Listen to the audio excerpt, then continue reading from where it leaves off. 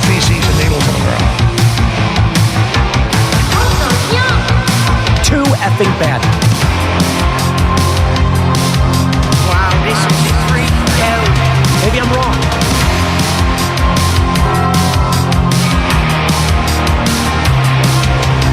Live from the new kingdom. It's the Big Dumb Mouth Podcast. Now, here's your hosts, Midnight Mike, Joe, and Gretchen. Wake up! Pay attention!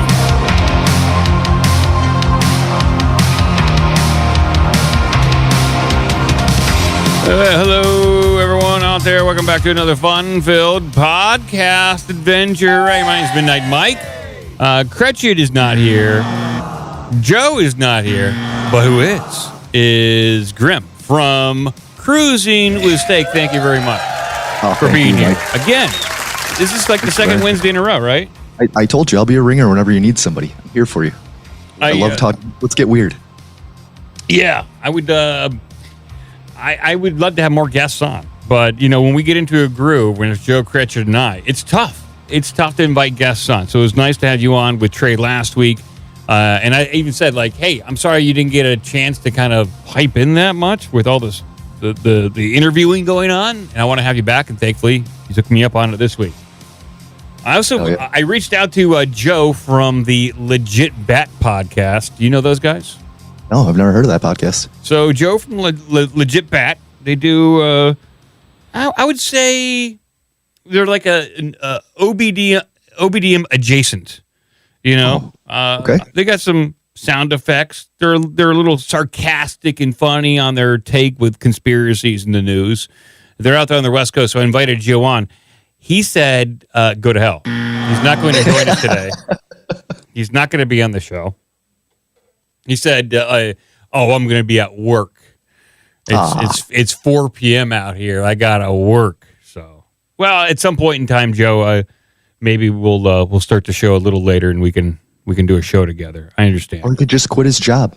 Just do OBDM.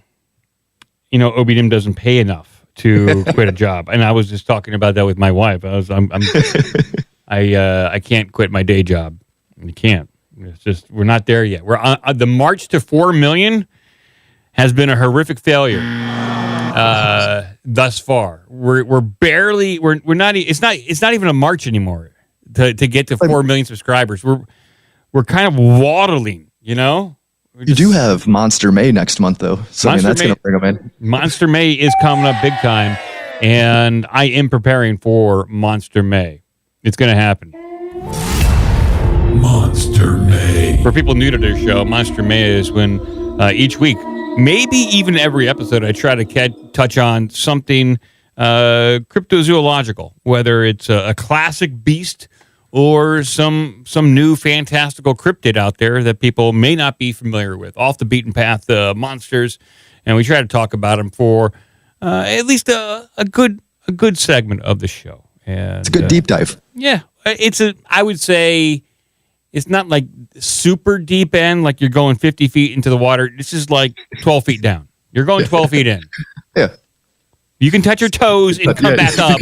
Just barely touch. You can touch your toes and come back up, and you're fine. You can hold your breath for 30 seconds. You'll be okay. But we've been so busy with the past few shows that we haven't had a chance to get to Alex Jones Clips of the Week, and we're going to do that right now. We got to get to Alex Jones Clips of the Week. Like, I don't think you're live on Twitch right now. No? Why not? Oh, I don't know. I didn't see the ding, though. Oh, let's see. All my... maybe I'm not live on Twitch. No. Yeah, I don't know what's going on. Well, I'm not going to restart it. Well. Yeah. So it says Twitch, I'm logged in, and I don't know why it didn't go over there. So computers. Yeah, we're live on Rumble. We're live on X. That's all I can do. So I'm not sure what happened there. Yeah, the stream chat's not up for Twitch, so sorry, Twitchers. I guess they'll find out later, maybe. But I don't even really like Twitch that much, you know? But it does have a good notification system. And it does tend to perform a little bit better than Rumble or in X. But what I will say is, as a listener of OBDM, Rumble, the app is I hate Rumble. The ads that you get hit with, it's just insane. Like, so I re-listen on Twitch, but I watch live on Rumble. Yeah. So I mean, if that makes any sense. Yeah. I don't even know what's going on with Rumble. I don't even know why we have ads. Yes. Oh, that's probably just the Roku app for it, though, specifically. Yeah, maybe. So sorry, Twitch people, you can't hear this, but what you're going to miss is a very fun show. And so that's why you got to download it on the podcast much later. Mm-hmm. So let's see here. I think we got to go back quite a ways. Oh boy, I'm trying to think here. What's happening? But let's see here. So last week was. Let me take a look at the calendar, so I can see where we have to go back to. Last week was the 23rd. We didn't do that. I think we got to go back to pretty much the 17th. Yes, we do. The 17th. Here we go, people. We're going to go. We have a lot of Alex Jones clips to get to, and then we're going to be doing some Missing 411. Very special Missing 411 segment for everyone. We'll talk about that here in a second. But here's some Alex Jones clips of the week. Here we go. Farts are bad. Guys, that is ultra stupid. It's so dumb, it's great. How do you rape someone? I had no idea that Chase the other day had the camera still rolling when I was screwing around. I just can't do the show now. I'm going to go to rebroadcast for a while. I'm not trying to be dramatic. This is just dramatic. It's probably best you stop doing the comedy. Oh, the insanity around here. With drugs and sex. I think I'm gonna use. It's probably best if you stop doing the comedy when I am doing doom scrolling with Sam.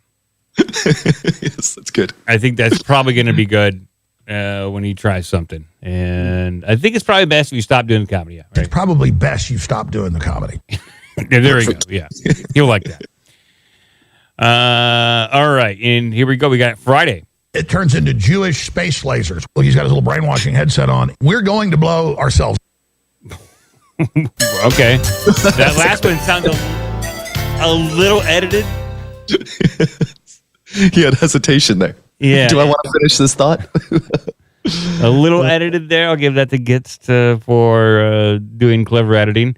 But we're going to move to Monday the 21st. Here we go.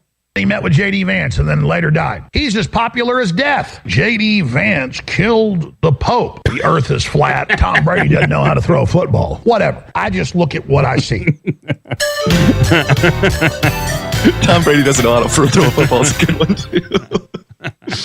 Oh, shit. There's good ones that come out of the blue.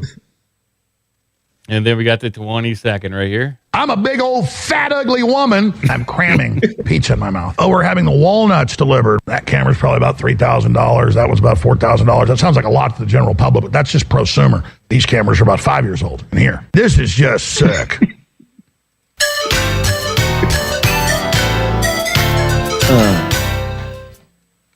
Yeah, it is sick. I mean, I'm breaking open the Discord just to make sure I'll let people know that Twitch is not working. Twitch ain't working. Twitch ain't streaming for some reason. Yeah, go to Rumble. And then we have probably an atmospheric anomaly. It could be. Honestly, if they can blame an atmospheric anomaly for the entire in Spain, Portugal, and parts of France going down. Yeah, we all know this. It's probably BS. What they're saying here. Let's see here. Then we had. Oh, I forget where we were. I think we were on Tuesday. I think we're going to go to Wednesday. Here we go. The 23rd. Handout video's gone. InfoWars is gone. It's all shut down. Blah blah blah blah blah. He's a damn monster. I want to eat bugs. It's all happening. Judges, police chiefs, captains, like a Happy Meal. Mike, you're on the air. Welcome. Sorry, I'm not in church. I'm becoming a lesbian and studying witchcraft. The Catholic priest would take me in the middle of the night at the church and rape me in basically satanic rituals. What the F is your problem? Your child's gay. They're trans. They're queer. Okay, I thought he was going to say something else, but no, he didn't. They're queer. It's a hard stop. It ended on a hard upswing of a voice. Let's see here. It's. I thought it was that one. Yeah, this one. Here it is. Wednesday. I want to make sure I misheard that or didn't mishear. Here we go. If your child's gay, they're trans, they're queer. Yeah, that's a bit weird of a cut, but we'll take it. Then we're going to the 24th. Here we go. How about money? I need to go turn InfoWars Store off. That's a quote. That's the last time you're going to see InfoWars Store on the screen. Trump's going to kill migrants. You're really, really, really nasty.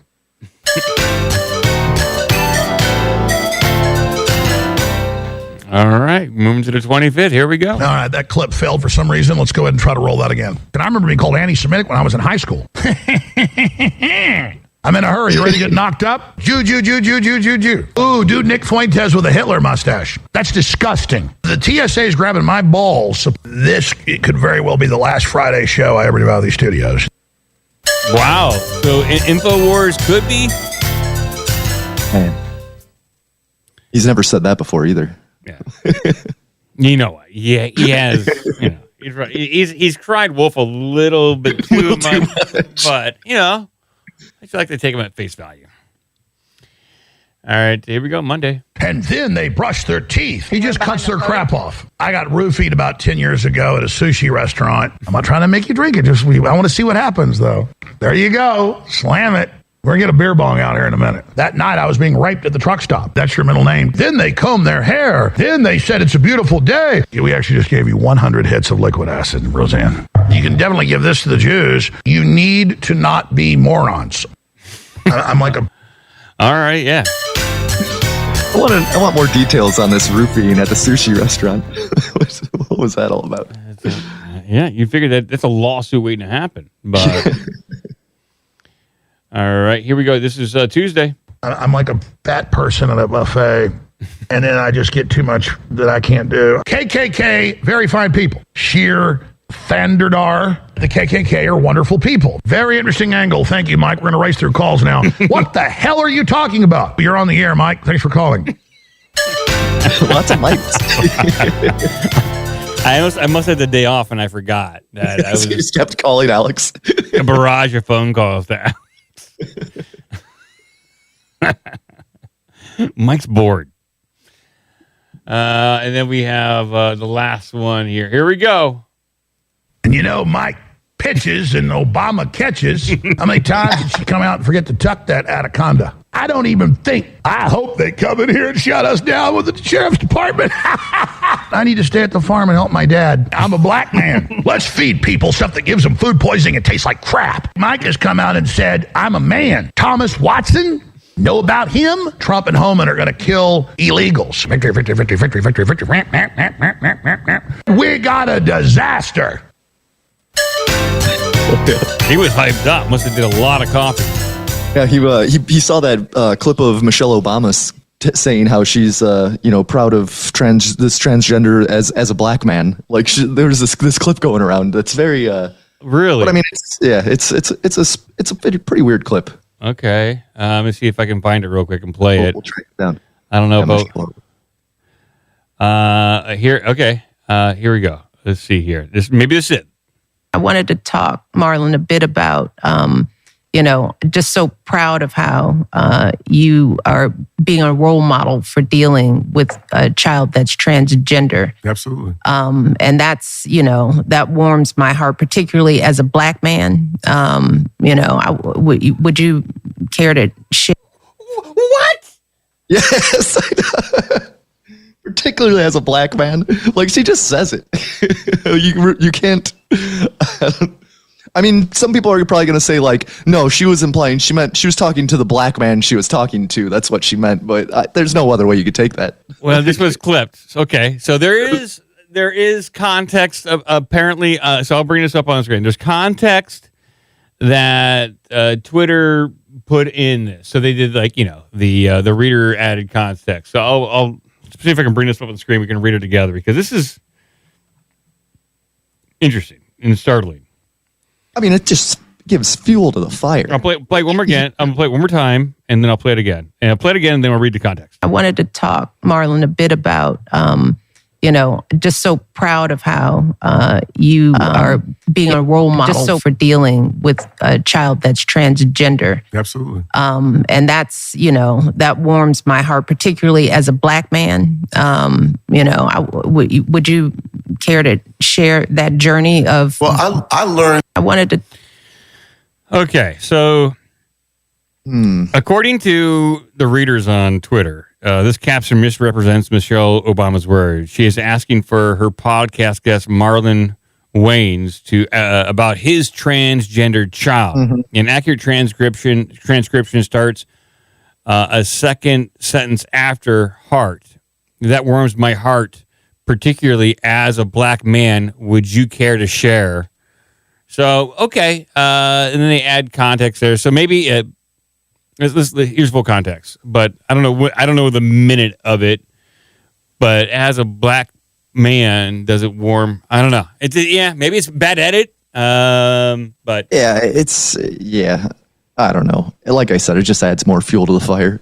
Like it's just it's a hell of an edit. Big Mike can't go around saying shit like that with all the allegations that are happening. It's a hell of an edit.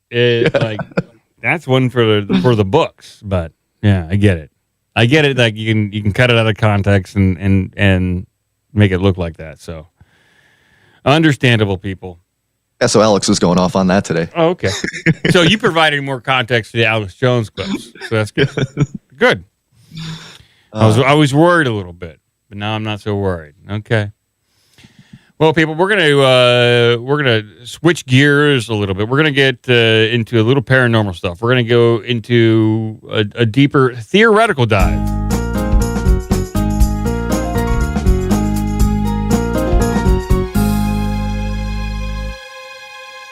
So what I'm going to talk about here, present, if you will, is probably nothing going to be up on screen. This is all like text-based. But I'm going to be talking about Missing 411 and ChatGPT. So what I did over the past few days is that I uploaded a number of different books to ChatGPT, specifically centered around Missing 411. And I interrogated ChatGPT to find patterns, find theories, to find possible reasons for what may be going on with Missing 411. And just as a brief, I'm talking like 20-second primer on this Missing 411, means that there are particular profile points for missing people. Specifically, if you go missing near a body of water, maybe at dusk or dawn, your body is found in a place that was previously searched. Maybe your clothing is perfectly folded clothes. It's folded clothes. Like those particular very weird pieces of I guess findings or evidence, all in combination make a missing 411 profile. And so what I did is I took specifically a bunch of books and I fed them into ChatGPT. So I took Missing 411 The Hunted, Missing 411 Montana, Off the Grid, The Devil's in the Details, and Eastern United States and Western United States. So basically almost the majority of the Missing 411 books. And then I also uploaded The Eighth Tower by John Keel. I uploaded The Meadow Project. I uploaded The Hunt for Skinwalker by George Knapp and Colm Kelleher. I also uploaded Top Secret Alien Abduction Files by Nick Redfern and Covert Wars and Breakaway Civilizations by Joseph Farrell. Now I know this is I am making ChatGPT biased in this by uploading that knowledge base. But I wanted to go off the deep end here. We know the debunkers. We know the mainstream narrative on most of the weird stuff, specifically around Missing 411. They'll come out and say, oh, it's a bear, it's a cougar, it's just natural ways of dying out there. So what if you can't find a body? Plenty of people go missing and are never found again. It's just a natural thing that happens.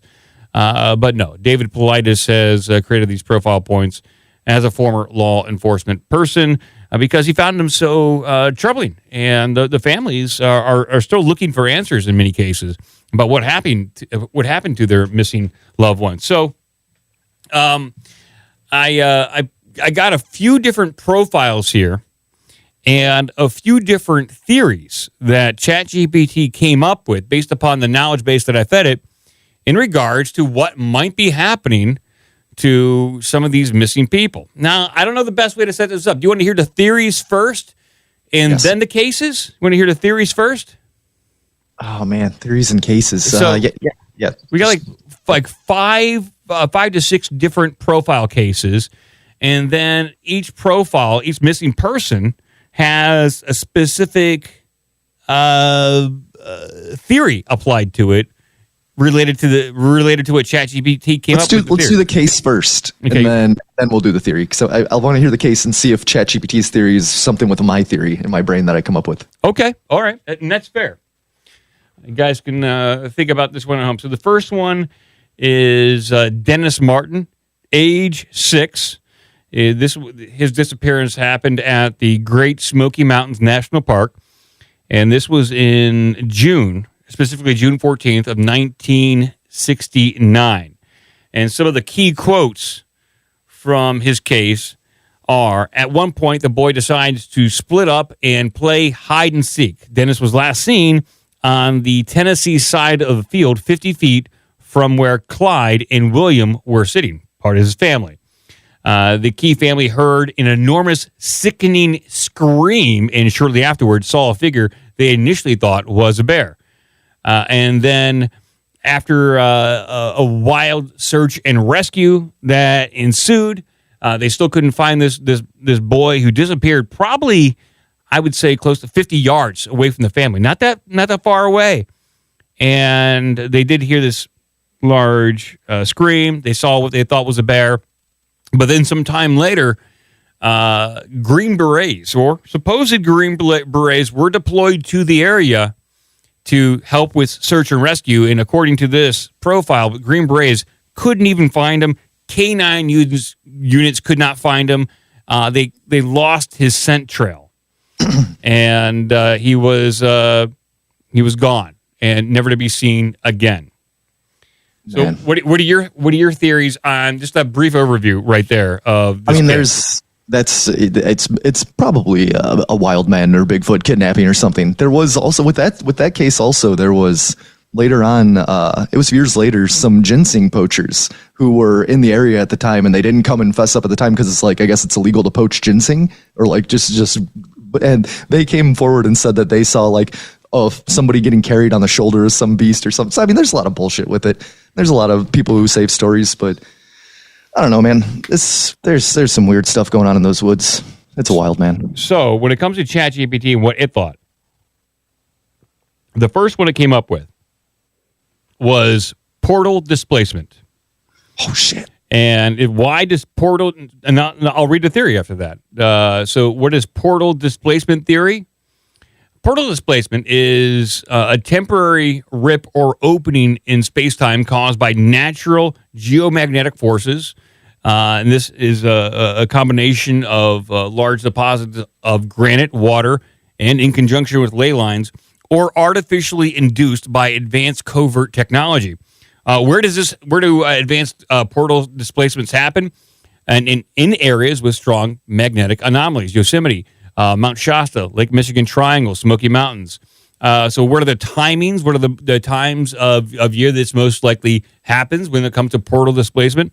Equinoxes or solstice, solar storm periods, and new and full moons. Gravity affects magnetic fields. And then why people are taken according to portal displacement? Accidental dimensional shift, natural biological sampling by non-human intelligence, or covert experimentation with teleportation and portal stability technology. And so that was the number one theory when it came to Dennis Martin. We read about the Smoky Mountains from 1969. Number two was cryptid. So it goes on to say, the sighting of a large hairy figure near the scene by credible witnesses paired with the absence of remains fits non-standard predator interference. And that's not dissimilar from other stories when it comes to missing 411, where a kid is taken, and if the kid is found again, they will say they were walking through the woods with a bear, or they were holding hands with a tree as they walked through the woods, or a giant dog ate my hat. So it does seem like, at least in some instances, that cryptids are to be, I don't know if blame is the right reason, but yeah, I guess we got to blame someone around here. So yeah, they are to blame. But portal displacement or cryptids, you take your pick there, Grim. So. Man, that's good. That's yeah. So the second one is Stacey Arras from Yosemite, 1981. Some quick quotes from her case. So she's 14. This is 1981 July. And the quotes are, her disappearance from a short visible distance remains one of the greatest mysteries of Yosemite. Despite intensive ground and aerial search efforts, no trace was ever found.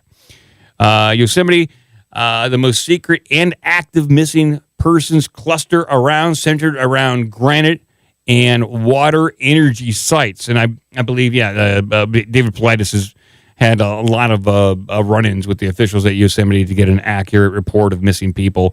And they tend to throw him some pretty outlandish numbers to generate these reports. So when it comes to this disappearance, the two theories that fit is, number one, portal displacement, again, is coming up there. And then the second one that ChatGPT came up with is ultra-terrestrial harvest. And so that's a new theory. I like that. We gotta read that theory. So what is ultra-terrestrial harvest? Well, this is in reference to John Keel's idea of the super spectrum entities, which on last show, Trey Hudson talked about when it came in reference to the Meadow Project. What he believed what he was encountering down at the Meadow Project was very John Keel-esque, that we might be dealing with ultra-terrestrials. But when it comes to this theory, the description is non-human intelligence who manipulate the electromagnetic spectrum selectively, abducting humans for energetic, genetic, and psychological purposes. So where it happens, sites with ancient myths of star people or strange beings, such as Skinwalker Ranch, Hudson Valley, Mount Adams, or locations with the name devil in it. And also the timing of these ultra-terrestrial harvests right around the solstice or the cross-quarter days, such as May 1st, October 1st, October 31st, February 1st. And then also we have peak lunar alignments and solar maximum cycles.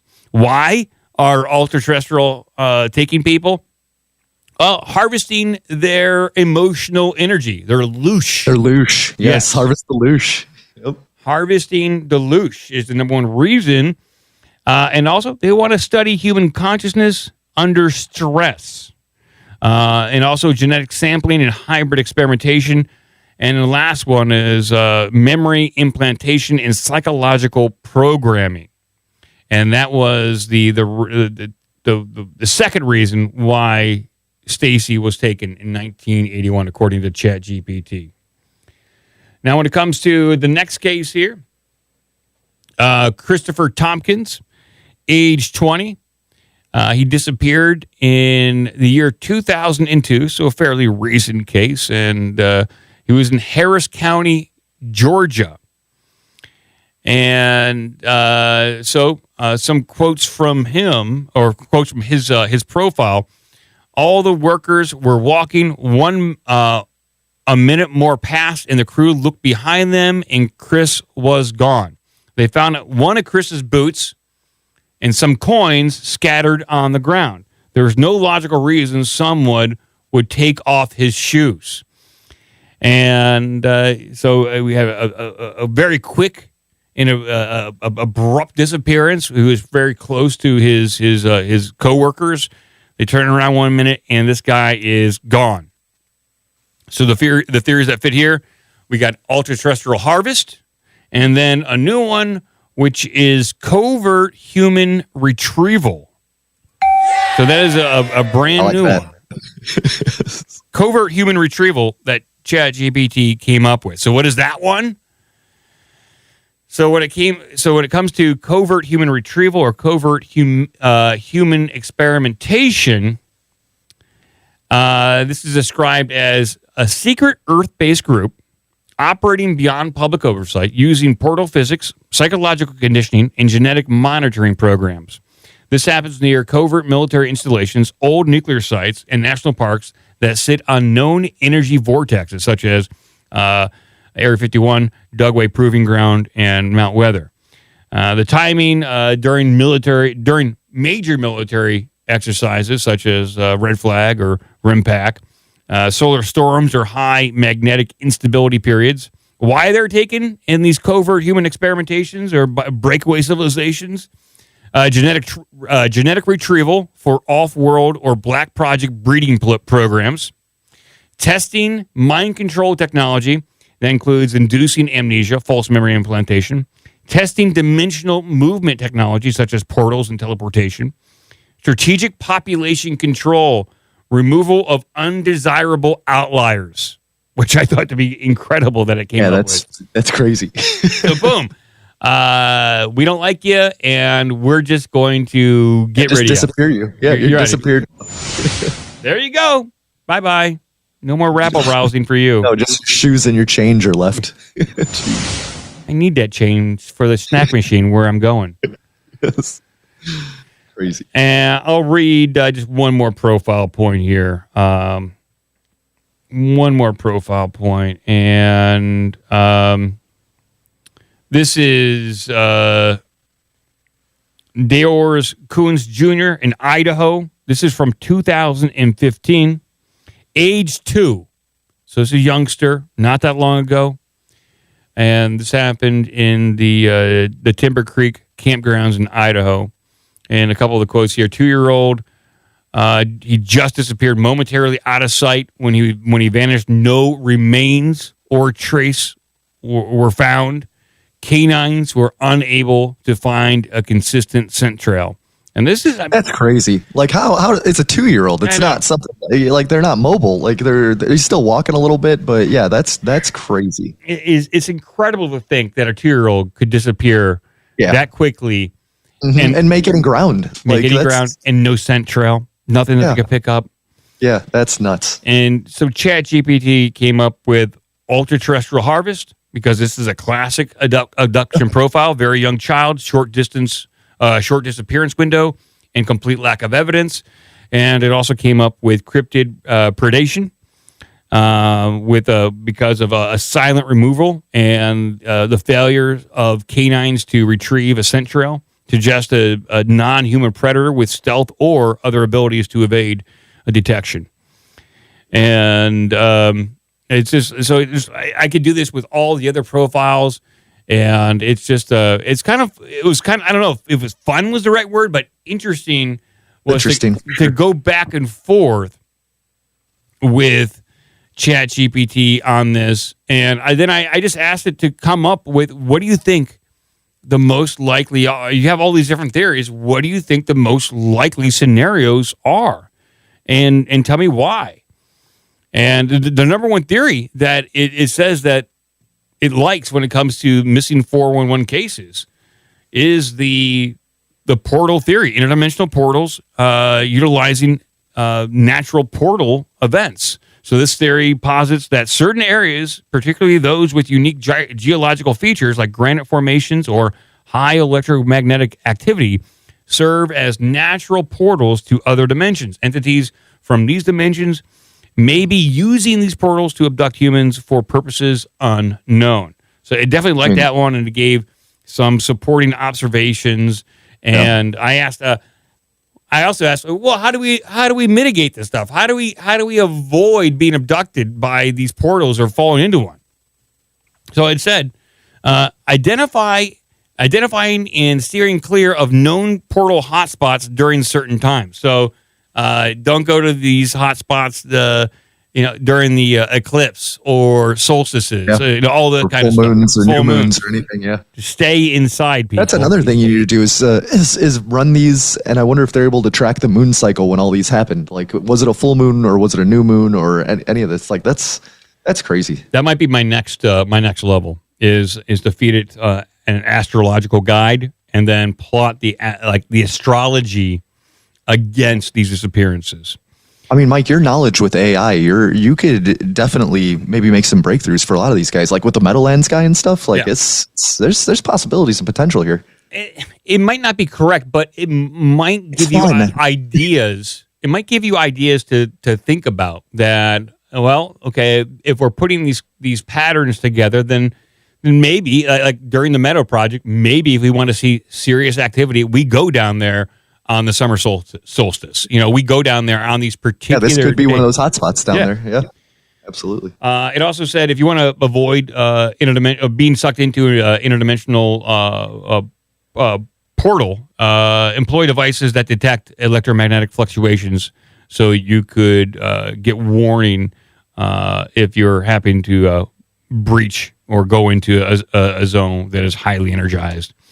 Man, I wish I had some kind of meter on my wrist that would go off when I'm close to portals. That'd be pretty cool. And then it also liked the ultra-terrestrial beings conducting human abductions. It was really liking that. And then it also liked covert human operations and experiments. And I think a lot of it is loose harvest. Definitely, that's going on. So if you want to avoid being abducted by ultra-terrestrials, well, some of the strategies is a public awareness campaign, educating the public about the risks associated with certain areas. So get out there, people. Start protesting. Get your signs. Ultra-terrestrials are killing us, people. You got to get out there. Go to your town council meeting. Yeah, if people can go on there and talk about anything you want, go to your local city council, town council, and just tell them this has got to stop. We're being murdered. Yes. Being harvested. You can also encourage study into these entities and their methods, which is casually happening, and then policy implementation, developing guidelines for safe exploration of wilderness areas. So this is all bureaucratic crap that no one's going to do. And the third theory that it really liked was the covert human operations for experiments, and it says the increased military activity in some areas correlates with disappearances.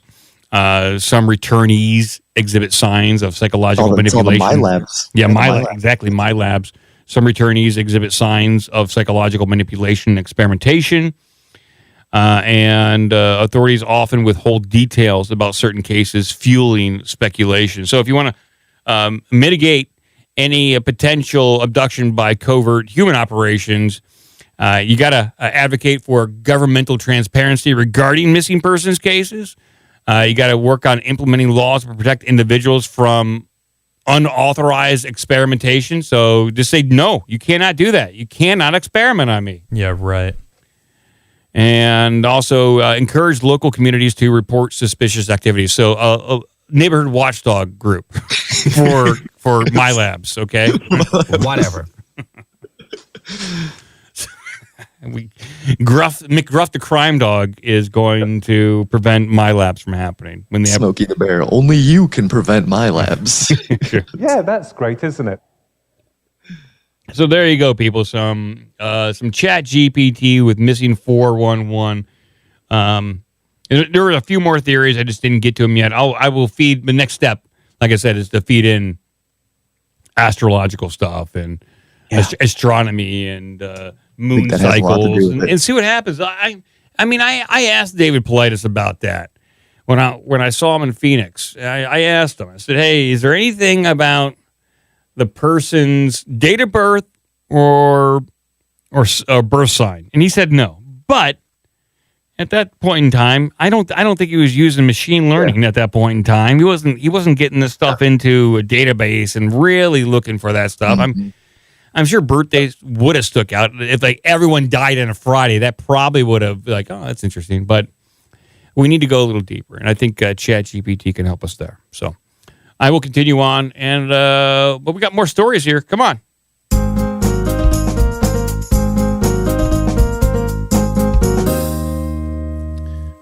So let's continue on with we're being murdered, pretty much. To continue, absolutely. Yeah. We're all getting killed here. To kind of continue on like with that. And here's like some news on that, I guess. Here's a headline. This is the headline. Aliens are killing people, claims real-life close encounters scientist. We're being murdered.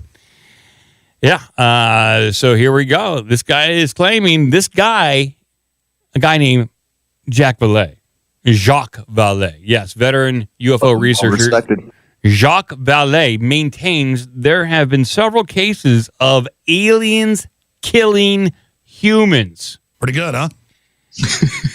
I don't think it's good. Now, I mean, I just after reading those missing 411 profiles and how ChatGPT was going to portals, pretty much portals and ultra-terrestrials, where it's go to. But one of the most recognizable names in the field of ufology, Jacques Vallée, has spent decades researching the topic and was even a contributor to the U.S. Air Force's Project Blue Book. He was also the inspiration behind the character for Claude Lacombe, the French scientist in Steven Spielberg's iconic 1970s alien visitation movie, Close Encounters of the Third Kind. Now 85, Vallée maintains there have been several documented cases of people being killed by hostile extraterrestrial visitors and that the governments have been covering up the truth for years.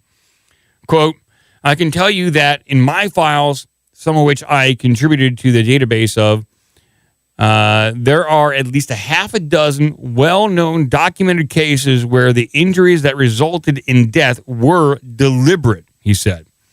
The files in question were put together by Vallée himself as part of a secretive Pentagon-linked UFO study pertaining to the Advanced Aerospace Weapons Systems Application Program, or OSWAP.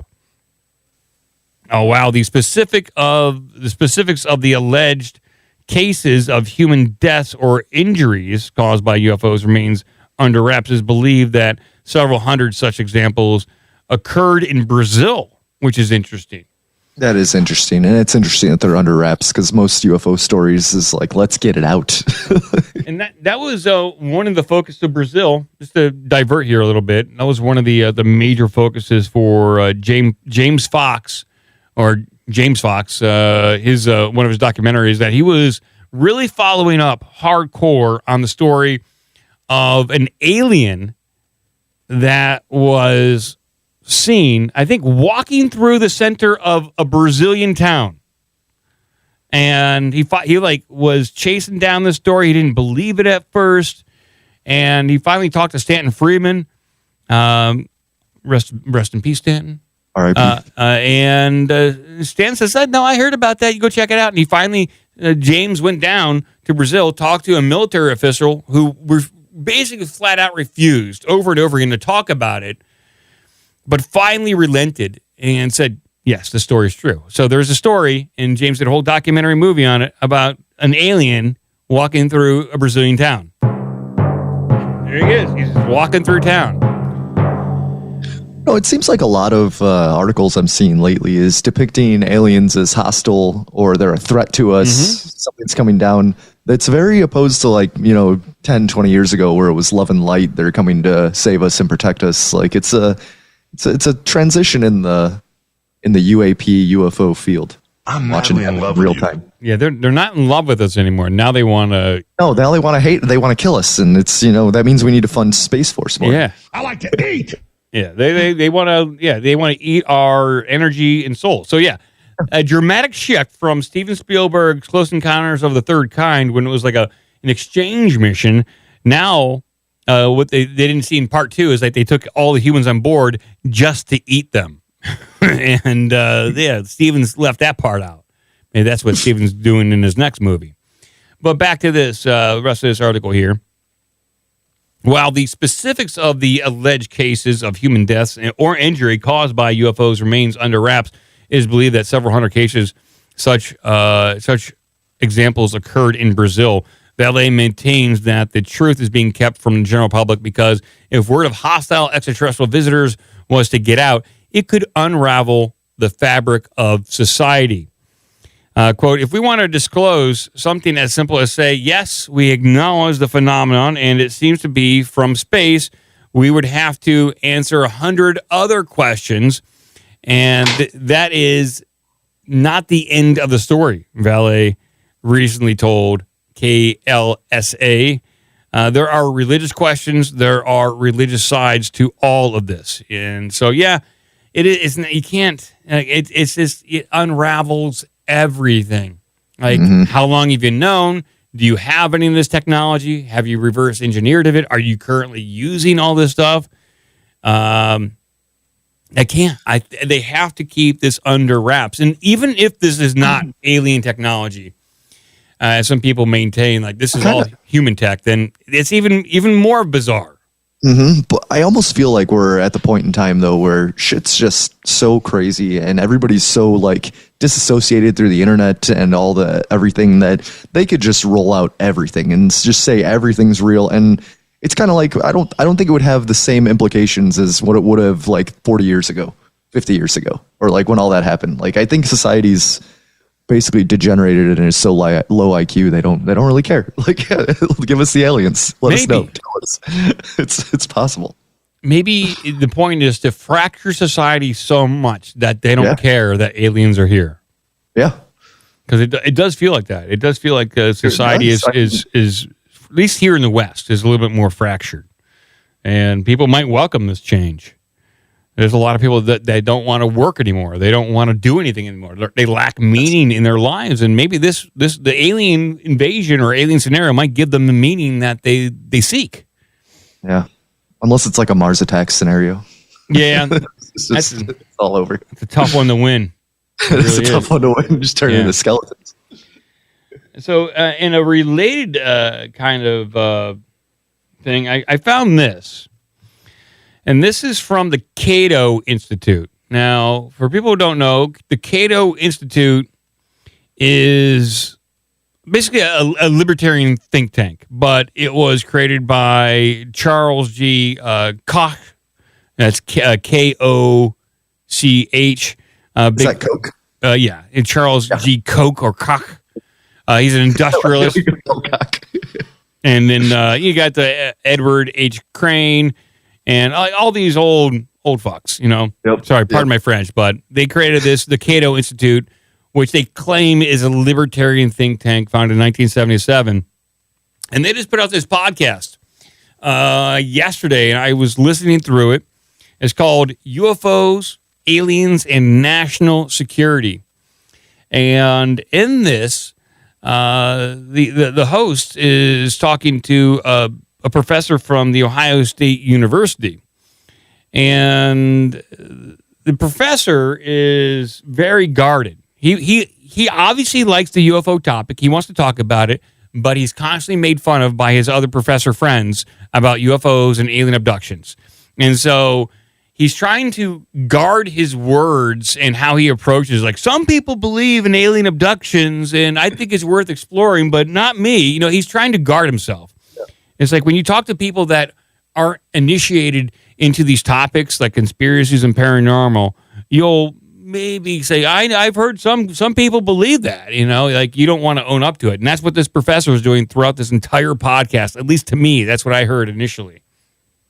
But he has written a paper on this and did this podcast and is putting out a new book called The Last Humans, UFO and National Security. And his overall thesis is a little bit different than what Jacques Vallée. Jacques Vallée was saying that it would unravel the fabric of society because of religious implications. And maybe this guy's theory is kind of along those lines.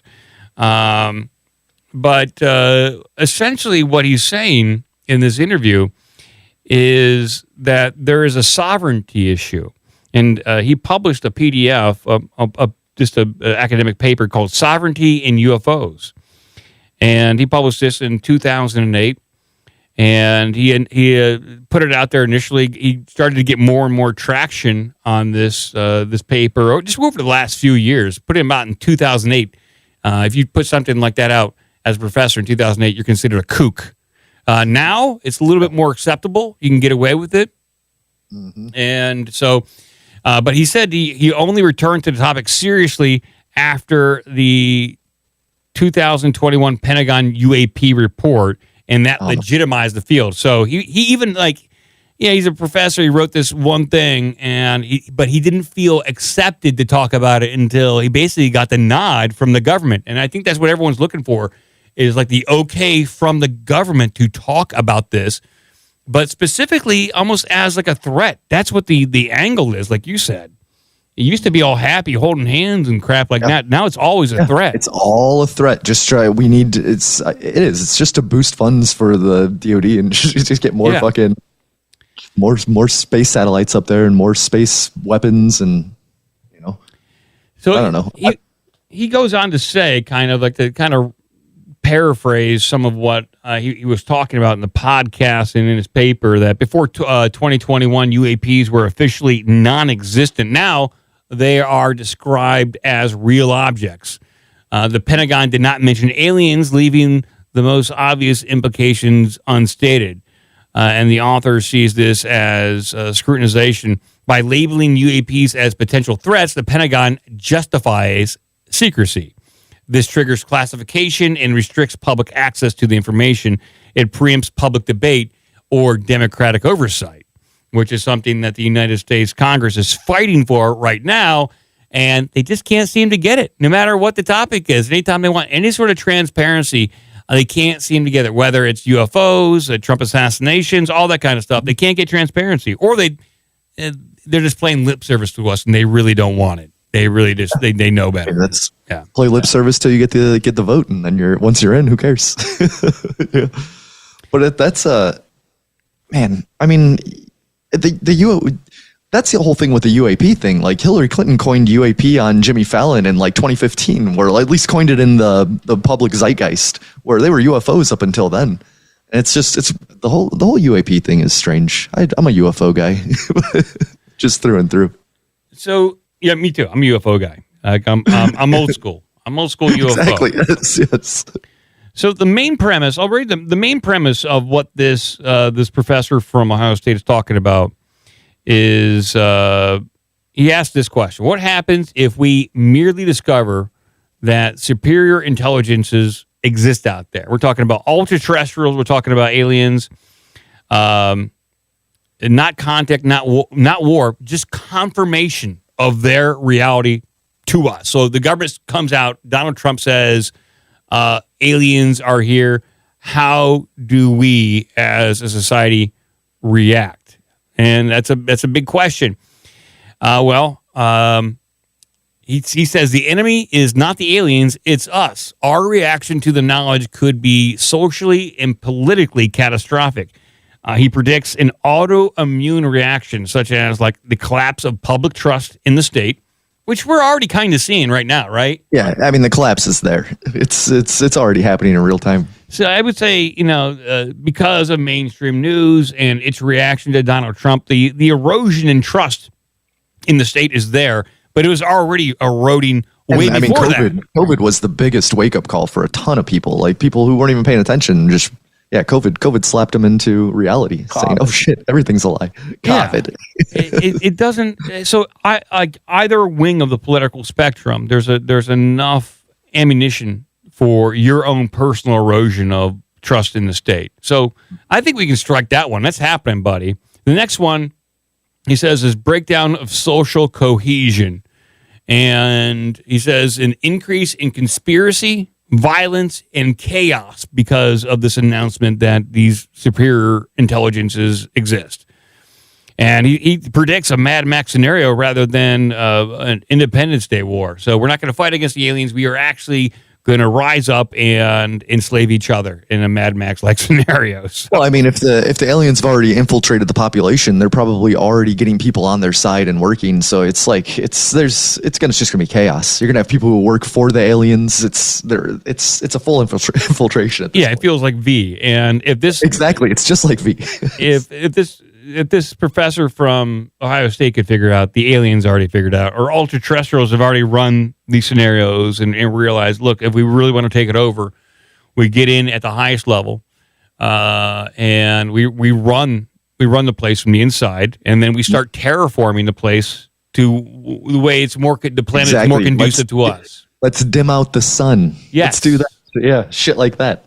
Come on. Yeah, it's things like that. And then they have an ample supply of loosh, all the loosh that they could ever want. And so everyone's just panicking like crazy, so it's just supplying more and more. It's just endless loosh. And so this guy goes on and on. He's got, like I said, he's got a book coming out. I'll post a link to this podcast in the podcast description for our Big Dumb Mouth. It's fascinating, but you're listening to like basically two wet blankets talk about the topic, and that's kind of what UFO shit has become now. It's just like people in the military talking about UFOs, and it's just so dry. Like I want Art Bell back, just talking weird shit. Like it's nothing's weird anymore, and it's all mainstream. Everyone claims to have like the inside track, the inside knowledge, and it's not niche enough. It's not special enough anymore. And now that's why I brought it up. The Cato Institute, a think tank that has been in DC, around DC, and influenced in DC since '77, is giving almost 50 minutes to this subject. Which I never would have thought about like that ever happening 12 years ago, 10 years ago. So no. And it's a phenomenon that's been happening for forever. Yeah. Like people it's why now? What's going on right now? Money. They need money and they need a threat. They always need a threat, and you always need money. You know that. Don't we have enough threats with Iran and Russia and North Korea? Like, you'd imagine. Do we need external threats? You'd imagine, but I mean, this is a pretty big one. It's a pretty big threat. This is kind of like the threat to end all threats. You know, it's like that's the threat they want, to make the one world government and the one world religion and just everything just unite, become the Star Federation, and just do the Star Trek future. This is what would do it. It's kind of hard to go past this one. It's like with the Marvel Avengers. It's like, oh my God, what are they going to do after Ultron? And they got Thanos. So what are you going to do after Thanos? It's hard to keep saving the world over and over again. And so they know if they pull out the aliens, this is it. This is the final movie. This is the Hail Mary. Yep, the Hail Mary, the final one. This is the last baddie we got to beat. And I think, they're really waiting. They don't want Donald Trump in power when it happens. I got some more crazy news over there.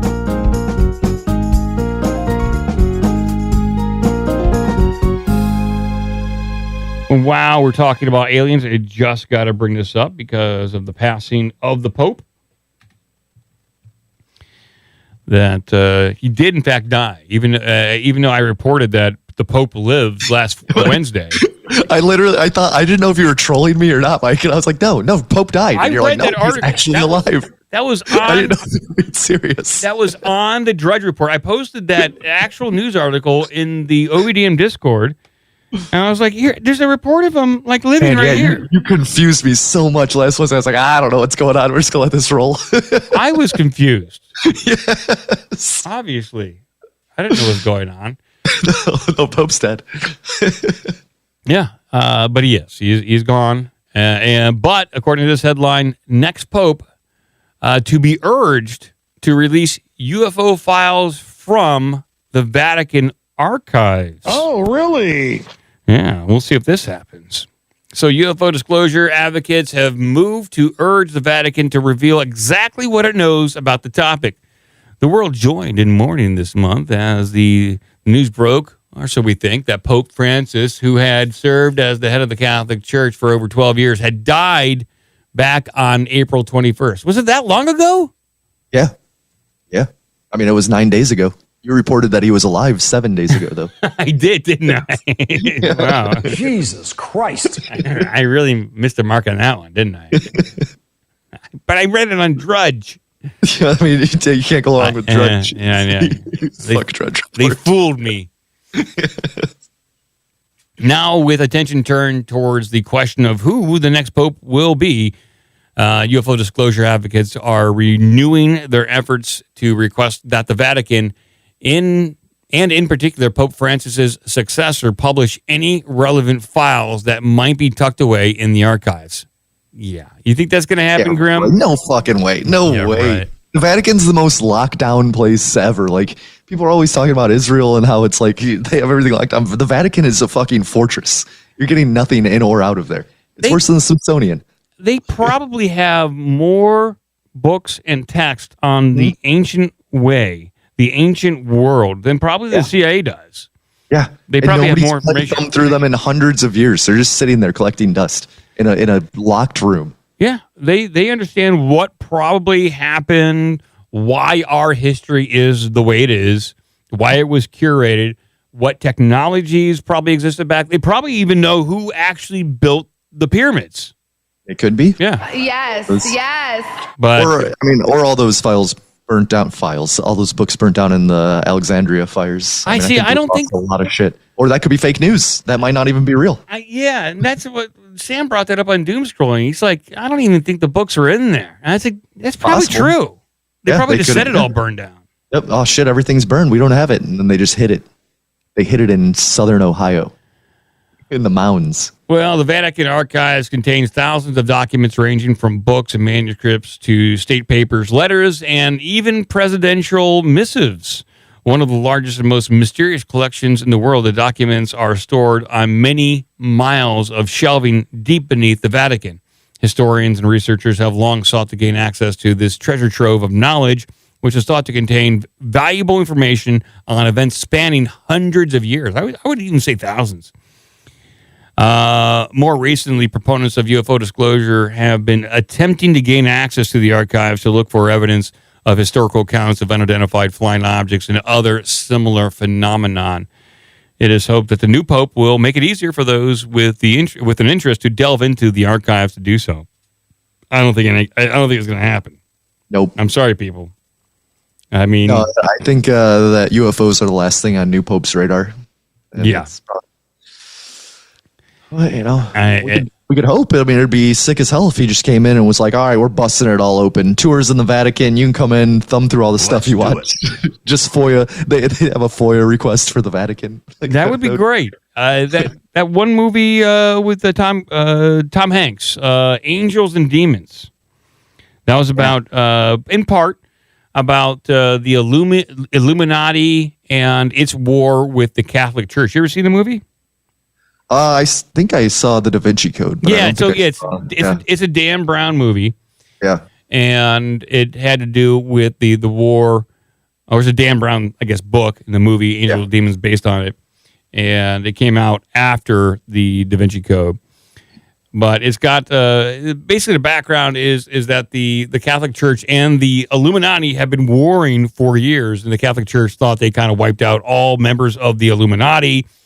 But one remained, and it was doing some pretty bad deeds to other people in the higher ups in the Catholic Church. So they call in Tom Hanks to go into the Vatican archives to see if he could figure out these ciphers, these weird clues, and throughout these manuscripts so he could identify who these Illuminati members could be. And it's fascinating. You know, it's an interesting little movie, and it goes into symbolism and Illuminati stuff. I don't know if they can make a movie like that nowadays because there's so much anti-conspiracy stuff out there that that's the zeitgeist right now is just conspiracy. It's just flooded everything. Like it's mainstream now to be like a schizo. It sucks. Yeah, it does suck. That's like why on our podcast we went from UFOs to just like oh man, we're just hanging out. We're just talking about whatever because it's hard. It's hard because everybody at this point is the content creators are all just grifters, and it's hard to know what the hell is actually real. Yeah, there's so much. It's hard to even know if they care about it too. Like typically, nobody does. With monetization on TikTok and X, like people are just putting out everything that they can. They're just pumping it out for engagement. It is what it is. Yeah, it's like I genuinely care about this subject, but even I acknowledge that it has gone too mainstream. It's like when your favorite band goes popular and they sign with a label, and it's like shit, it's over now. Yeah. You can't see him at a small club. You got to go to an arena rock show now, and there's some drunk jock next to you spilling beer all over you the entire time. I just heard the hit on TRL. It's like, come on. It's like, this is not the same. It's not the same anymore. I like Pearl Jam back when they put out Alive. Now that Jeremy came out, now they're too popular. But yeah, that's the way the entire UFO subject matter is at this point, which is unfortunate. That's why I'm trying to go deeper into some of the stuff. I know I'm covering UFO news now, but I'm trying to go a little deeper. But we'll move on. I got some more strange, weird headlines for people. I'll play this one. This is a clip going on, been going around. It's from RFK. And I believe he might be on the Dr. Phil show. I think he might be one. And he's talking about chemtrails. Well, he's responding to a question about chemtrails, I should say. And so I'll see if I can bring this up on screen for everyone. Hold on one second. Let me rewind this. I'll bring it up on screen. Because it seems it's like now they're talking about chemtrails and Dr. Phil. Now chemtrails is going mainstream. This is crazy. My name is Emily, and my biggest concern is the stratospheric aerosol injections that are continuously peppered on us every day. Bromium, aluminum, strontium, it's sprayed in our skies all day long. And I know you've talked to Dane Wigington about this. He seems to be one of the experts in the field. Is there a question? Yes. How do we stop it? That is not happening in my agency. You know, we don't do that. It's done, we think, by DARPA. And a lot of it now is coming out of the jet fuel. Yes, so, sir. you know, those materials are put in jet fuel. I'm going to do everything in my power to stop it. We're bringing on somebody who's going to think only about that. Wow. That's Find awesome. out who's doing it and holding them accountable. Dude, I fucking love My name RFK. is Emily, and my Wow, he's going to hire a guy just to think about chemtrails. That's so awesome. Big Jim Tucker. Dude, I just sent you a clip from his he did like a cabinet meeting with Trump and was talking about banning the food dyes and stuff, but he dropped a fact about the HHS about how they were like, dude, under the Biden administration there was insane human trafficking going on under like the NIH. Like it's crazy. Just this clip that he's talking about it. I'll play it. We have ended HHS as the role as the vector, the principal vector in this country for child trafficking. And during the Biden administration, HHS became a collaborator in child trafficking and for sex and for slavery. And we have ended that, and we're very aggressively going out and trying to find these children, the 300,000 children that were lost by the Biden administration. 300,000 fucking kids. We have ended HHS. Like, that's fucking crazy. The role as the vector. And like I don't understand why I'm just seeing this in like a little Twitter thing and this isn't like huge news everywhere. Like what was going on? I need more details behind this. Yeah. Like, Okay, buddy. It seems like this is pretty big breaking news. it really seems that way. like, oh yeah, this government agency was a huge vector for human trafficking and we ended it. Like, okay, who's going to jail? Like, what the fuck? Who was responsible for that? Who did this? Yeah, and that's what I think people want are names. We need to name names at this Give me point. fucking names. Let's do public executions. There needs to be examples made. Things have to happen. Like in the previous clip, RFK was playing the blame game. It's not us, it's DARPA. Okay, but there's got to be a person at DARPA that is responsible saying, okay, it's time to go up again and start spraying the skies. Yeah, there's some motherfucker doing it. It's a little sunny out today, so get up there. Yeah, let's get it a little cloudier. My reptilian skin doesn't like that. Like, or whatever the fuck it is. So yeah, you got to start naming names at this point. I understand you don't want to feed into like mob mentality, but at a certain point, enough's enough, and you just got to start naming names. Say, oh yeah, it's Greg. Kevin's doing this. He's at DARPA. He loves to spray the skies, and we got to talk to Kevin, and we'll get him down here, and you got to talk to him in front of the whole entire nation. You have to at a cabinet, come on down to the cabinet meeting. You are ordered to appear, and then in front of cameras, explain to people what you're doing. Answer these hard questions live in front of in front of the cameras, and do it. Like, there's no backroom bullshit. You got to do this live anymore. And I'm surprised Trump's not doing that already. He's trying to, but with this stuff, I mean, these are like incredible revelations that, like you said, just kind of, and no one's paying attention to.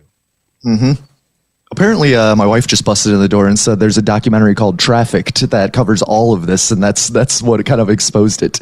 So I'm trying to find what that is. Oh, man. Yeah, it's fucking wild. I'll just bring this up because this has been going around. This is a troubling piece of news. And this article came out a few days ago. And it's this headline here: how solar storms could lead to a U.S. nuclear disaster worse than Chernobyl. That's crazy. Man, I got mixed emotions about this. I mean, this just sounds like it's fear porn to get away from nuclear power plants. It's possible. That could be one angle. So this is written a few days ago, before, I believe, what happened in Portugal, Spain, and France. But after what happened in Puerto Rico. So I played a clip of Jeff Goldblum talking about the power outage in Puerto Rico. And during that major power outage in Puerto Rico about 2 or 3 weeks ago, they blamed it pretty much on a bad electrical pole in the south of Puerto Rico. And that had a cascading effect. But a suspicious observer on YouTube noted that there was increased solar activity. And then we saw a major power outage in Portugal, Spain, and France. Okay. And they blamed an atmospheric anomaly that created temperature fluctuations that the power grid simply could not handle.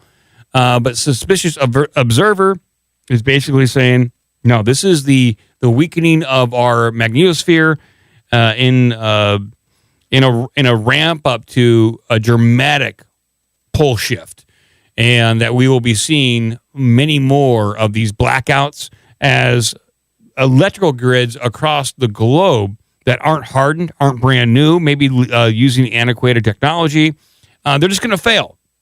They can't take the extra juice. Yep, it's a tech. Yeah, and just bad infrastructure, and it's not being upkept, and it's incompetence happening just globally.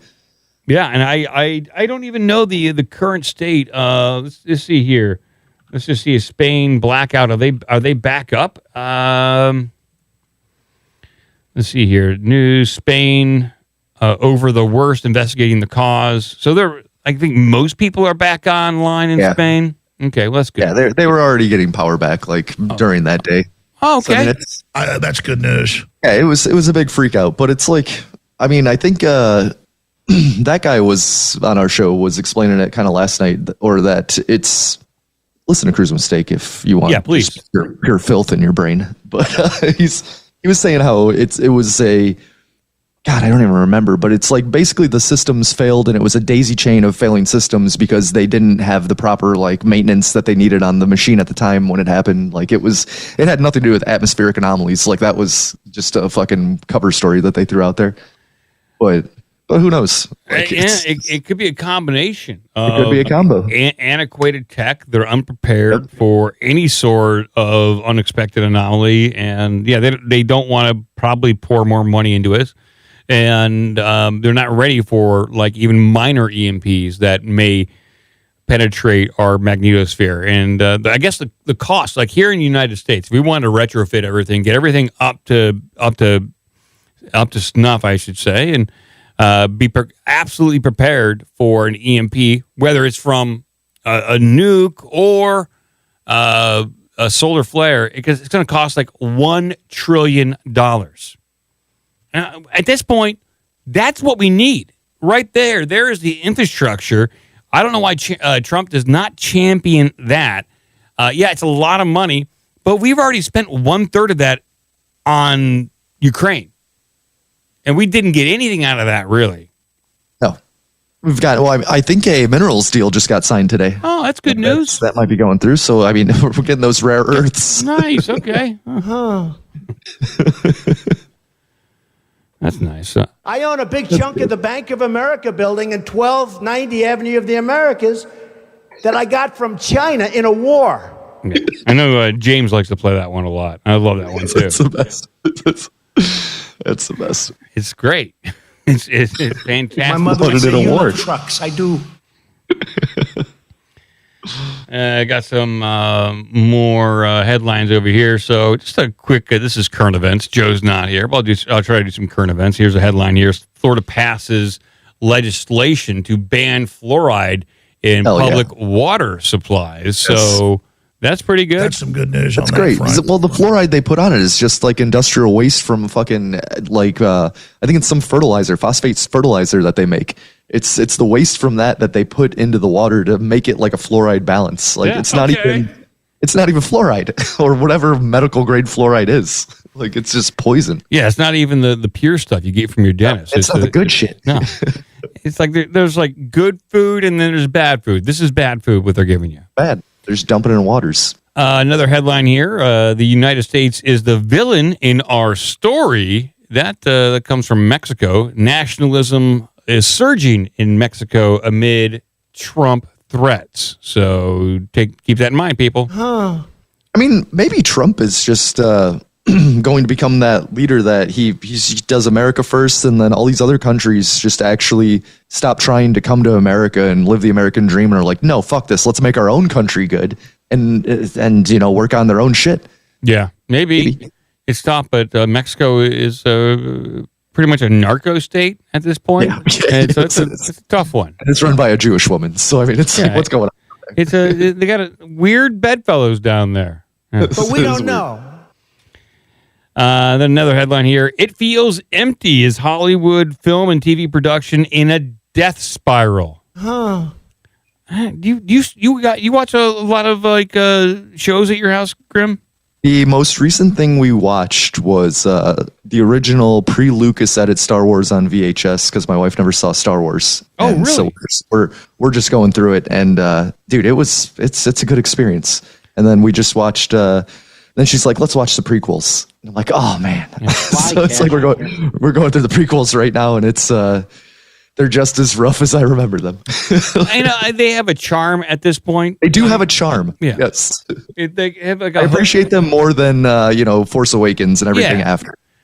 Yeah, it's good that your wife finally saw Star Wars after 30 plus years on this planet, and I'm glad she enjoyed it. But yeah, we watch a lot of new try to watch a lot of newer shows, but some of them just aren't that good. Like we had tried to start that one on Apple called Severance, which it's slow, it's interesting. It's basically about people who not have amnesia, but they choose to divide their work-life memory with their outside work-life memory. So they basically have split personalities. And it's almost kind of like an analogy to the reincarnation cycle we all go through. And then so that's good, but also we really what we find is funny is one with Seth Rogen, the studio. Might not like the guy, but he writes a really good comedy when it comes to how Hollywood studio film and TV production companies work, and it's very funny. Apple TV they're somehow putting out good stuff, but they're also losing $1 billion a year. Yeah, man, it is Hollywood's crazy right now. Like, I mean, just everything. We kind of went through and just canceled because we were subscribed to everything. Yeah, it's like, why are we paying like $200 a month in streaming services when we only watch like maybe a couple? So we just canceled everything. And it's like at this point, I just have like Netflix, Amazon, and then whatever's free on the Roku or Amazon like TVs. So I was thinking of signing up to Disney Plus to watch Andor season 2.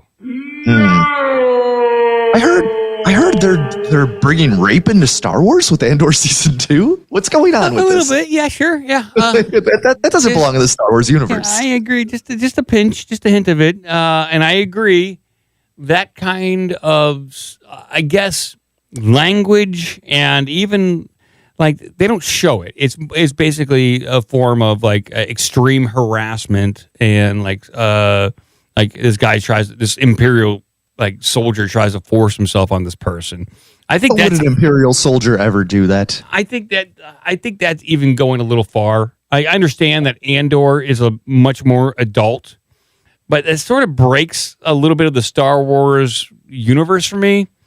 Because it should even though it is a more adult, more sci-fi, more slow, more thoughtful, you could allude to that stuff without being as explicit as they are. There's never been sexual aggression in Star Wars at all. Yeah. So it's like to just bring it in now. It's just like, come on. There's been an infinite universe, and it's like maybe in the books there has been, and I haven't read the books. I can't say what goes on in those. There could be tons of rape in the books. Yeah, maybe. Look at the size of that thing. Oh, come on, Luke. Yeah, it's not the time or place to talk about that. Yeah, it does seem kind of in bad taste. A little bit. I think they're trying to push it a little too far. I mean, I guess I'll still watch it. Just I won't like it. It's just as with all the other stuff when it comes to like the Accolade and all these other misfires by Disney, like I just forget about that stuff. And I do have like the originals, like the original 1977 version. You're like the original. And they had the original box set from like the 80s. It was at Half Price Books a couple weeks ago, and I was just holding it. I was holding it in my hand. I'm like, should I just get it? I'm like, I have 2 versions of this already on VHS. Do I need a third? And then I didn't get it, and I'm regretting it. I kick myself to this day. I have Joe's version, I think, here on VHS. I think I have that. And you have a VCR, Mike? No, I don't. Like I got like 3 of them. We can work something out. I'll make a trip down south. I'll pick one up. Dude, my VHS, we have hundreds of VHS. Like our collection's insane. I don't have all I have is like Star Wars and Titanic, and I was supposed to give that Titanic VHS to the guy down in Florida, but I lost. Oh, he doesn't deserve it. I have a copy of Titanic too. He's never gonna get. He's gonna have to pry it from my dead hands if he wants to complete his collection. We really got to do a follow up with that guy. See how many he has now. Maybe I'll look into that for a weekend show. I just appreciate that the autistic collection. Just hyper focused on one thing. I'm gonna collect all of these. And he probably doesn't even really like the movie. No. You can't. I could tell you, like, I'll just buy lots of anime VHS, like from the 80s and 90s off at eBay, and just half of, like, 90 to 100% of them are dog shit, but I love every second of it. Like, there's something about it. I do the same thing with UFO books. My shelf, my bookshelf is covered and just stacked with UFO books that I think are kind of crap. Yeah. But there might be some little gem in there that I like. But is it really worth the entire book? Maybe. I don't know. I guess for me. It is. It's nice. Nice having that on I love physical media. Just old physical media is just great. Well, I do have another story here up on screen. An 80-year-old falls from a sixth floor window, then walks away unscathed. Unbreakable. Let's see here. The octogenarian seemingly survived the fall unscathed despite plummeting 6 stories to the ground. According to reports, the incident, which occurred in Russia, occurred after a woman who had been cleaning her windows lost her balance and fell. The idea that anyone, let alone an 80-year-old, could survive such a plunge seems implausible. Yet, not only did she survive, she simply got up to her feet and walked away as if nothing happened. Wow, that seems. She landed perfectly. So you got to say, like, without reading the rest of the story, she couldn't have hit concrete. She must have hit a shrub or a tree on the way down. You know what I'm talking about? Yeah, like in the cartoons where they hit like an awning or something. Yeah. And just on that, yeah, there's something going on. There was something broke her fall. What ultimately saved her life was the fact that she fell on top of a car, which crumbled when she landed on it, cushioning her impact with the ground in just the right way to save her life. Man. That's good. I wonder what kind of car it was. Yeah, well, that sounds like a pretty cool car. If she would have fallen on like a Cybertruck or something, just a huge piece of steel. Dead. Even a professional stunt person would have trouble landing so perfectly. Quote: Not only is she lucky to fall the right way, but had she been any further towards the building, or the back of her head would have likely hit the frame supporting the truck, almost certainly fatally killing her. I wonder if it had something to do with her being so old, like her reaction times were slower, so she just was kind of limp and just took it. Because I always say that, like, if you get in a car crash, don't tense up. Like, just go limp. Just go with the crash. I guess fatally killing her is an oxymoron. Just it would have been fatal. not like or it's redundant. Yeah, she's fatally harmed. Yes. Is redundant. Similarly, had she or the car been shifted a foot or possibly less, either to the left or right, she would have landed again on the frame, which would also have been fatal, or at least she would have sustained far, far worse injuries. Now they're just thinking of ways that she should have died. It's like, now, if she would have landed a foot that way, or, yeah. She landed square in the middle of the roof, allowing it to crumple, and not her. So she's got to feel blessed. She's got to be like, oh, yeah. I mean, she should run for U.S. president after that. That's a lucky... that's what you do after a close call. I mean, she won a lottery, basically. She blew her load. That's it. This is the one time, like, when all the numbers line up for you, this is it. You won. And you get to live, she gets to live like another 5-10 years at most. Yeah. So make them the best. Make it the best you can. We'll move over here. I got a few more stories. Just a few more stories, people.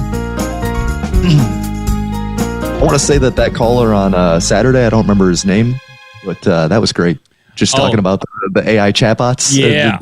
The bot. Oh, man, I love that. I haven't had time to dig into that. I think I'm going to try to dig into that Friday or Sunday so I can kind of present that. Maybe we reach out to the guy about, and for anybody who didn't listen to the show, Big DTP called in to tell the show about this crazy wrestler guy who's super smart. Yeah. That he discovered this AI on the dark web, and that it's a crazy AI. He gave it, he housed it in basically this little robotic body, and like there's like a bunch of different like AIs on the dark web, and they're all talking to each other and plotting against us in some way. And maybe I'm misremembering, but that's what I got out of it. No, that's kind of what it felt like. The AI wants to kill us. Yeah. We're all... They're not big fans of us. That's why I always, even though it requires a lot of energy by ChatGPT, I still use please and thank you. I want them to remember me. You're doing your part, Mike. I'm trying to. I got a few more stories here. This is in honor of Cretchid and Cretchid's wacky news. This is great. I got some wackier news to kind of wind things up here. We'll bring this first one open here. And man accidentally buys his own car after having it stolen a few weeks earlier. That's some good news on that front. Man. He didn't try to buy a new model or an upgrade. I was going to get the same car. No, it's like, I like that car. Hey, that looks like my car. Okay. An Englishman unknowingly bought back his own Honda Civic just weeks after having it stolen from his driveway in West Midlands. I got to say, Hondas are good cars. I got a Honda. They're pretty good. I like them. They're reliable vehicles. So Ewan Valentine was devastated when he lost his 9-year-old Honda Civic Type R. His girlfriend woke up one morning to drive his car to work, but it was gone. He notified the police and his insurer about the theft, but things were moving along at a snail's pace. So he started looking around online to replace his pride and joy. Having become attached to his little speed demon, when he found one that was virtually identical down to the custom exhaust system, he couldn't believe his luck. This is damn, it's the same thing. Awesome. The car had a different registration plate, but other than that, it looked just like his stolen Type R. For some reason, he never even considered the possibility that it could actually be his car. This is quite the story. It seemed so perfect, the 36-year-old said. I went down to the garage to check it over, but I think my judgment was a little clouded by how desperate I was to replace my car, so I didn't do the most thorough check. Valentine ended up paying £20,000 that seems like a lot of money for a 9-year-old Honda Civic, doesn't it? You know what seems crazier about this is that somebody stole a car and then sold it to the fucking dealership. Like the dealership bought it. They had to have known it was a stolen car. Like there has to be police reports and something on this car's information. Yeah, like that's what's blowing my mind about this. Yeah. Did he buy it? What the hell? That's a shady fucking dealership.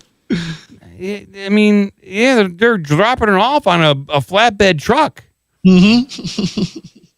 So he paid pretty much $26,000 for this 9-year-old car. Is that just speaks to the used car market and how I think crazy it is? Cash for Clunkers killed. Well, this is the UK. It sounds like, but over here, Cash for Clunkers just killed the used car market. Everybody sent their old cars off to Obama for money. Yeah, they just scrapped them. But this guy quickly started noticing strange things. While checking the trunk, he found that a tent hood and some Christmas tree pines that he had in his stolen car. He's like, oh, this... It's like, whoa, look, guys, I can't believe these guys celebrate Christmas too and forget to clean their trunks. Then he found some wrappers he remembers leaving in his old Honda, and finally there was this story's ridiculous of beer that his Honda had ever since accidentally shattering a beer bottle. And it's like, oh, this person liked to drink too. And the seat is adjusted to just my liking. This car's awesome. Sold. I love it. I started driving home feeling a little strange about the situation because it could all have been a coincidence. Yeah, I'm sure. So suddenly I suddenly had the idea by checking the, I guess, sat nav history, I guess the satellite navigation history. Sure enough, there was my address, my parents' address, and my partner's address, and the places we visited in the previous couple of years. Like, well, this guy went to the same places I went to. He lives at my house. It dawned on me that my phone connected to it instantly as I left the garage. That's when it all hit you. Oh, damn, the Bluetooth connected. What the hell? Right. That was the light bulb. Yes. So it was pretty clear at this point that it was my car. Yes, of course. Damn. After contacting police, Ewan learned that the vehicle's identification number did not match the one on his old car because the thieves had gone to great lengths to replace it. Well, there it is. Okay. All right. Yeah, well, there you go. There's my fucking kerfuffle I had with it. It had been scratched off the engine, and the embossed plate on the door frame had been replaced with a sticker, and the engine serial number had been painted over. And pretty good. It was my car. They did further checks, plugging a laptop into the car, and managed to find the original VIN number. Yeah, okay. So they attempted to override the VIN number, and okay. So far, the evidence collected by the police suggests that the garage Ewan had bought the truck back from. Let's see here. Suggests that Ewan had bought the truck back his stolen car from, had no idea it had been stolen either. They had just been deceived by the thieves as well. Oh, wow. Sure. Yeah, sure they were. They were probably, they fooled me. Yeah, right. Yeah, they were looking for a quick flip. That's what was going on. Probably bought it on the cheap because they knew it was hot. Yeah. They bought it for probably, what, $5? Yep. Bought it for $5, and they're going to get $20 out of it. Yep. Dude, my boss's car, his wife's car, just got stolen out of their driveway probably 2 weeks ago. What? They just live right outside of Dayton, and apparently, like when he called the cops, they're like, "Yeah, you're the second car that got hit." But I guess in Dayton and like Cincinnati, there's groups of youths that are going out and hitting up like suburban neighborhoods. Whoa. And they'll just park their car in the middle. And he has it on his Ring camera. They hit up every single car that's like parked out and like in driveways and stuff. And then his wife left her keys in her car in the driveway. So it was easy pickings. Like, oh my God. But yeah, it's there's groups going out hitting cars now. Don't most modern cars have like a key fob now? Like it's like electronic pretty much. So if you leave your fob in there, you're pretty much screwed. You're fucked. Yeah, you're screwed. It's done. You're screwed. It's family friendly show. Yeah. Yeah, I don't like those fobs. I like old school keys. Yes, I want a key. That's like right now. I've been riding my 2012 Malibu just till the wheels come off because I'm like I don't want anything newer. Yeah. Or if I do, I'm just gonna get something in like 2015, 2012. Like it's just I don't want anything built after COVID. It's just everything just seems broken. It does. It seems everything like even like our Honda Passport has got like this. It's nice. It's like a 2019, 2018. It's like one of the nicer cars I've had. It's got like a little screen, so when you plug your phone in, you can listen to your music and all that kind of crap. But what I didn't like the fob dies. But a lot of these fobs do have a key that you can use manually, which I like. So remove the battery out of the fob, and you got a key. Yeah. Yeah, keys are dying. Just the old world's dying. Yeah, it's just the new tech dystopias coming on strong. That's why I just have a bunch of VHS surrounding me. I'm gonna live in magnetic tape. I got a healthy DVD collection. That's a beautiful thing. Yeah, I got a healthy one, and occasionally when our power goes out or we just lose like internet, I plug in the old DVD player upstairs, and it works great. It upscales. Do you guys get fiber up there, or you running cable? I'm still on cable. They claim that they're going to give us fiber at some point in time, but Alta Fiber makes it up there because that's what I just got that last year, and it's incredible. So much better than cable.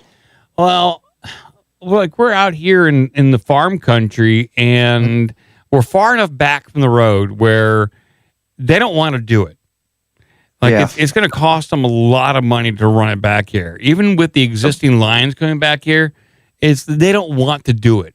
And our electric company says that, we're going to give you electric and fiber, but they're not doing it. We're like almost like 700 feet back from the road, which is awesome, but inconvenient when you want like modern day amenities and the beyond like the grid that everyone else is on. We're not on that grid, so. We got a special grid. Okay. Yeah, that's how I grew up in just the middle of nowhere, where they had to run cable just underground, 300 feet to our house, just down the gravel road. It's just pretty much like we get stuff run underground to us, which I'm okay with for the most part. I love where we live. A little trench, you're good to go. Yeah, I love it. It's just can't have fiber, which you know what, I'm okay with that. Your cable runs fine. Show runs good. Yeah, it's fine. And I got one more story for everyone out there. Come on, one more.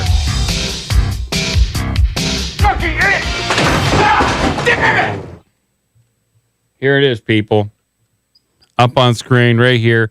AI-powered shampoo machines taking over Chinese hair salons. I love that headline. That's a great headline. It is nice. We hear about AI taking over coding, taking over, being lawyers or like even like general practice doctors. Now they're taking over hair salons, people. You got to watch out. These computers, I tell you, they just get crazier and crazier.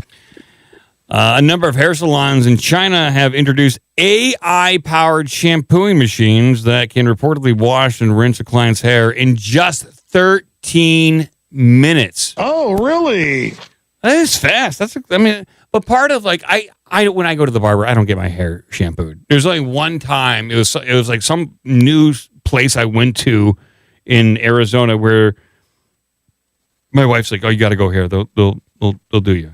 They'll do you right." And they shampooed my hair, and it's like I've never had a person shampoo my hair. It was enjoyable. I don't think it's something I'm going to pay for ever again, but it was nice, Yeah. And when they dig in real hard with their hands, just going for it. Oh, it was nice. Oh, it was fantastic. But that was the only time.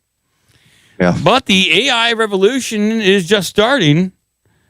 But it seems that the hair care industry is already using artificial intelligence to automate the hair washing process in their salons. According to several Chinese news sources, AI-powered hair washing devices have been spotted at hair salons in various districts in China's Guizhou province. That's perfect pronunciation. Thank you. I think I nailed it. Nailed it. With some referring to it and growing in popularity as the AI shampooing craze. The innovative machines reportedly rely on infrared sensors to detect the user's scalp, then select the right shampoo and the right shampooing method based upon the person's hair type. That's incredible. Yeah, that is pretty incredible. I mean, what do you think about the people that don't wash their hair at all and they just let the natural oils take over? I think that's probably much more healthy. Maybe, yes. It's a lot more shampoo. We know that these modern day like shampoo and conditioners, they just strip everything away and they ultimately just harm your hair, right? I think that's what you get out of it. Just dries you out. Yeah. Yeah.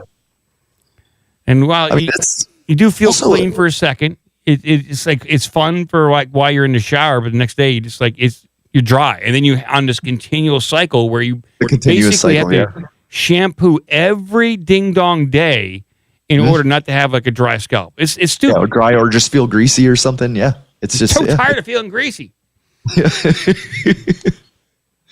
But also, it's like with all this AI shit, at what point is like, are people just not going to know how to use shampoo or know how to use basic things because they have an AI robot just doing it for them? Yeah, that is the thing. Like kids are going to grow up not even knowing how to shampoo their own hair. Exactly. Come on. Just do a dime in your hand. You're good to go. Yeah. Like, they'll have no clue. The shampoo. Yeah. What about Alex Jones? He sells shampoo. What, he's going to feed that into some AI shampooing machine? Alex Jones InfoWars shampoo? The shampoo. Honestly, I'd probably buy some Alex Jones InfoWars shampoo. Yeah, me too. I'd try it out. If he did it, I definitely would buy that. The shampoo. According to the hair salon owner, the AI shampooing machine features several built-in washing modes like speed wash, normal, extra time, or water shower, as well as 3 different scalp massage intensity settings. The machines also have different modes for long or short hair clients. Now, we got to ask about AI shampooing techniques to that crazy dark web AI to see if it even considers washing people's hair. Yeah, what does the devil AI think about washing hair? Yeah. Can you do this? When the automated service was first launched, the price of AI shampooing session was 9.9 yuan, or $1.35. That sounds like a good deal. Yeah, $1.35 for a shampoo? That's not bad at all. That's awesome. Yeah. I'll take it. Let's do it. When the automated service, okay, I read that part. So, but now the price, because of its popularity, has almost doubled to $2.60. Oh no! Yeah, I don't like that. That's a little too expensive, a little too steep for me. Yeah, I'll take $1 shampoo, but I don't know about $2. Yeah, it's not worth it. Well, McDonald's got rid of the dollar menu. It's just all over after that. Despite the growing popularity in China, AI-powered shampooing machines have been getting mixed reviews from other users, with some complaining that their scalp massage was too painful and others claiming that they didn't do a very good job. People just getting bloody and wounded. Walking down an aggressive AI scalp massage. Yes. They went too deep. I have no scalp. I can see that. Like a crazy AI. And Dude, I would not trust a robot to wash my hair. That's crazy. Oh, absolutely not. Don't put robot hands by your head. That's rule 1. No. You're asking for trouble, obviously, if you do that. That's like, I mean, stuff like that. That's like, the robot suck machines and stuff that Japan's making to give you blowjobs and stuff. Like, who's putting their dick in that? Like, you got to be crazy. Who's the first guy? Is like, I'll do it. Out of the way. I'll do it. I'll stick my dick in that machine. Fuck it. Someone's got to test this thing repeatedly. Make sure there's no flaws. Repeatedly. Let's see. Quote, I tried it. It just sprays bubbles and rinses with water, but I can't even reach the back of my head, and it's not clean enough. I have to do it manually. So someone wrote. So it sounds like these are crappy machines. Luckily, it's only $2. I mean, luckily it takes 0 effort to wash your own hair. Just do it. Yeah. Come on, people. These machines are not good. No, shut it down. Trump's right on the tariffs. We don't need anything from China. No, they're producing crappy AI. Shut it all down. Shampoo machines. This stuff sucks. It does. All right, Graham. I think we are getting out of here on that note. Awesome.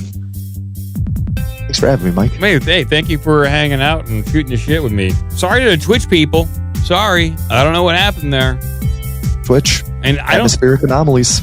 you can't even upload to Twitch. At least I don't think so. So yeah, sure. I don't know what to say. I'll look into it on Saturday and see. Maybe I got to re-log in. Maybe we got banned. It's possible that you just got banned. I got banned on Twitch. You didn't. I'm floating on 2 copyright strikes on my Twitch right now, so it's just why? What'd they get you for? I just stream videos and I don't do any commentary. I just stream raw videos all the time. So it's like sometimes one'll hit and they're like, "Hey, what are you doing here? Come on." You get some good viewership with that? No, not really. I mean, I have like the 10 people that hang out in Cruise Mistake chats. Oh, okay, that's not bad. Grim CRT on Twitch if you want to watch some anime late at night. Grim CRT for anime. Yes. And how can people find the Cruise Mistake podcast? Just look for Cruise Mistake. We've been around for almost 8 years now. Wow, can you believe it? I know, dude. It's crazy. I mean, you're one of our inspirations, Mike. I mean, it's just here we are. 8 years later, just putting on a crappy podcast for a dozen people, and it's a beautiful thing. It's We're fun. Consistent, it's like consistent every Tuesday night. You are incredibly consistent. I give it to you guys. Yes. You got Jared Cthulhu. You got that guy. You got James. RS Harmfuls hangs out every week. I know. RS comes in there. Oh yeah, he's there every week. Yeah, he's a regular. Nope. Yeah, man. Honestly, if you want to be a part of the show, we take anybody. That's the whole thing. I want to come back on again at some point in time. I do doom scrolling now on Tuesday, and doom scrolling is great. So you guys start at 9, right? 9 o'clock on 9 o'clock Tuesdays every Tuesday. At some point in time, I will. Sometime this year, I'm going to get on there. You can invite whenever you want, Mike. Sometime I just there's a lot of people. Got a vacation or something, or something's going on, and just like, hey, I'm doing nothing on a Tuesday night. I'll make it happen. I will. I want to come back on there. I definitely want to talk to James again. I miss talking to him. Oh, James is great. Yeah. So thank you everyone for hanging out, and go to Cruise Mistake. You can find them. Just search iTunes. You'll find those guys. Yeah, we're around. Thank you, Grim. Thank you. Shablog you. Shut up.